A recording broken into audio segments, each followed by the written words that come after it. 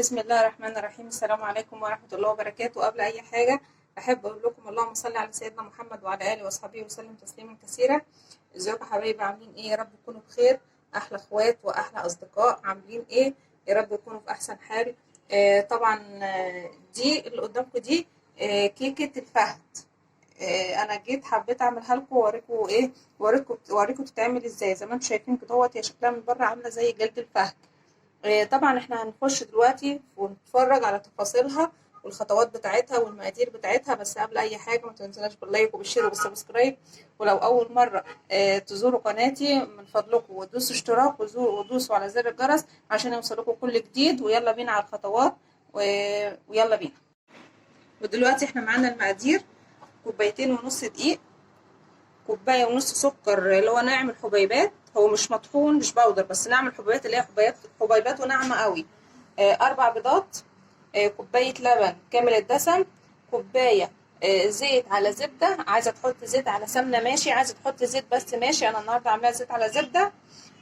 ربع كوبايه نشا، معلقه كبيره بيكنج باودر مع رشه ملح، بشر ليمونه، معلقه صغيره بشر ليمونه وفانيليا، معلقه نسكافيه او القهوه سريعه الذوبان، معلقتين كاكاو خام، معلقه خل صغيره، ومعلقه ليمون كبيره. اقول المقادير تاني: كوبايتين ونص دقيق، كوبايه ونص سكر، كوبايه لبن كامل الدسم، كوبايه زيت على زبده، 4 بيضات، ربع كوبايه نشا، معلقه كبيره بيكنج باودر ورشه ملح صغيره، معلقه صغيره بشر ليمونه وكيس فانيليا، معلقه صغيره نسكافيه، معلقتين صغيرين كاكاو خام، معلقه صغيره خل، ومعلقه كبيره ليمون. يلا بقى بينا نشوف هنعمل ايه. احنا جبنا بوله هنفضي فيها ال4 بيضات، وطبعا احنا متعودين ان كل حاجه بدرجه حراره المطبخ. هحط عليهم بشر الليمونه ومعلقه صغيره فانيليا،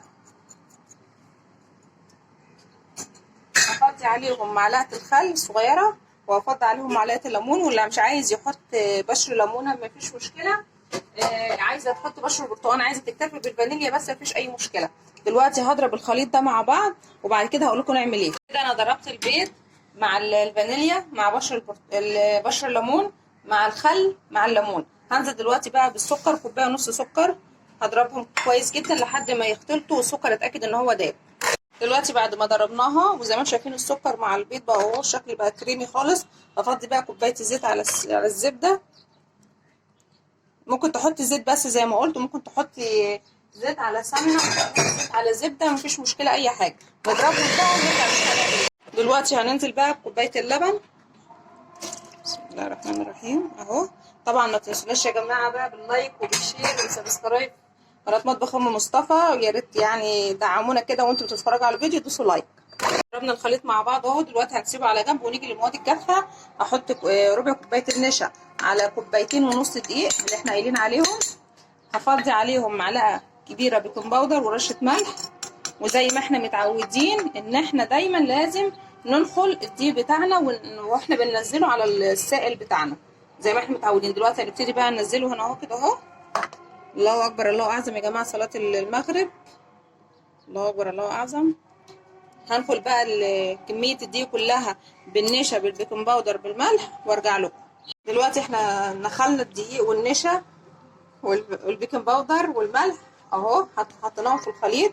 هندوب كويس كده قبل ما اشغل بس المضرب الكهربي علشان خاطر ما يعفرليش الدقيق على المكان كده. بقى هبتدي اشتغل بقى بالمضرب الكهرباء على اقل سرعه عشان انا مش عايزه الهواء يطلع، انا عايزه الخليط كله يتجانس مع بعضه ومش عايزه الهواء يطلع، فانا هشتغل على اقل سرعه. دلوقتي اهو ده الخليط، ده القوام اللي انا عايزاه. بصوا القوام يا جماعه، هو ده القوام اللي انا عايزاه. تمام كده، ما نضربش فيها كتير علشان خاطر ما تنشفش. احنا يا دوبك يا دوبك يا دوبك كده ايه يعني خلطنا الخليط مع بعض. دلوقتي انا هعمل ايه؟ هجيب معلقه وهجيب طبقين، هفضي فيهم كل واحده 5 معالق. ادي معلقه، ادي 2، ادي 3، ادي 4، ادي 5. كده فضينا هنا اهوت 5 معالق. هجيب بوله تانية صغيره وافضي فيها برده 5 معالق. ادي 1، ادي كده 2، ادي كده 3، 4، 5. كده بقى هنعمل ايه دلوقتي؟ هنغطي على الكيكه بتاعتنا بغطا كده، عشان بس ايه،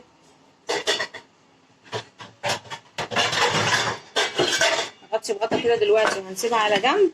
وهاجي لل5 معالق هنا و5 معالق هنا، هفضي في طبق المعلقه الصغيره قهوه سريعه الذوبان، وهنضربها نقلبها كويس دلوقتي بمعلقه لحد ما ايه، ندوبها خالص.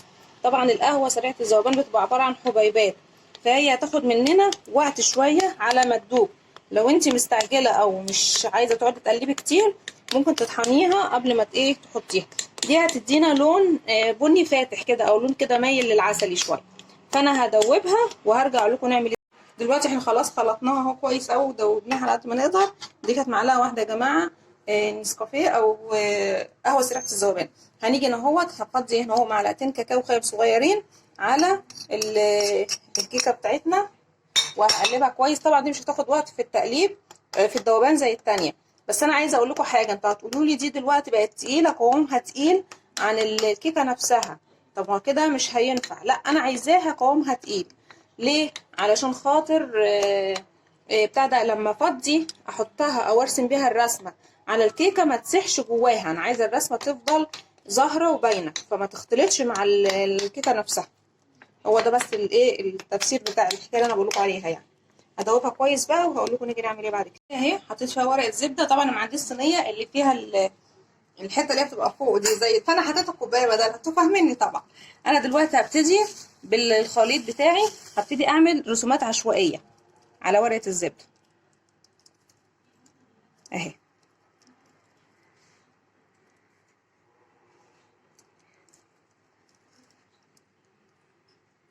هعمل كمان على الكوبايه. هخلص انا بقى رسمه البتاعه الصينيه، بعد كده اجي اقول لكم نعمل تاني بعد كده. ودي كده الصينيه اهي. بعد ما حطينا فيها اشكال كده عشوائيه. حطينا خطوط باللون البني الغامق اللي هي بالكاكاو الخام، وبعد كده حطينا جواها اللي هو خليط الكيكه اللي محطوط عليه النسكافيه. دلوقتي انا هفضي عليه الخليط. هفضي دلوقتي بقى بقيه الكيكه بتاعتنا اللي هي دي، هفضيها دلوقتي على الصينيه هنا اهو. وهرجع لكم نعمل ايه تاني. دلوقتي انا فضيت اهوت الخليط بتاع الكيكه اهو. هبتدي اعمل نفس الرسومات اللي انا عملتها العشوائيه، هبتدي اعملها برضو على الكيكه من فوق اهي. وبرضو نفس الفكره، هبتدي اروح حاطه عليها اللي هو اللون الفاتح اللي هو بالنسكافيه. هخلصها بقى كلها عشان ما اطولش عليكم الفيديو، وهوريكم شكلها قبل ما ندخلها الفرن. دلوقتي اهو احنا بعد ما خلصناها، ده المنظر بتاعها والشكل بتاعها. دلوقتي بقى هحطها في الفرن على درجه حراره 180. طبعا انا مسخنه الفرن من قبلها، فهنحطها في الفرن وبتاع ده اوريكم شكلها بعد ما تطلع من الفرن ان شاء الله. وطبعا دي الكيكه معاكم اهي بعد ما طلعت من الفرن. قطعناها اهي زي ما انتم شايفينها هشه. بصوا بتنزل وبتطلع ازاي اهي. بصوا هشه وجميله من جوه. طبعا الفانيليا وفيها بعض الخطوط بتاعه الكاكاو، ومنظرها اهو زي ما انتم شايفين عاليه. واهي حاجه كده جميله جدا جدا جدا. يا رب تعجبكم. وما تنسوناش بقى باللايك وبالشير وبالسبسكرايب. بصوا انا فتحت برضو دي. بصوا انا فتحتها ازاي اهي. شايفين شكلها عامل ازاي؟ تحفه بصراحه. وريحتها كمان جميله جدا. ريحه الكيكه هتلاقي فيها كذا طعم ظاهر فيها. طعم الليمون، طعم الفانيليا، النسكافيه، الكاكاو. فهتلاقي فيها كذا طعم وشكلها حلو جدا جدا جدا. وهشه اهي زي ما انتم شايفين، هشه اهي وجميله وعاليه. ويا رب كده الحلقه تكون عجبتكم. ما تنسوناش بقى باللايك وبالشير وبالسبسكرايب في قناه مطبخ ام مصطفى. والسلام عليكم ورحمه الله وبركاته.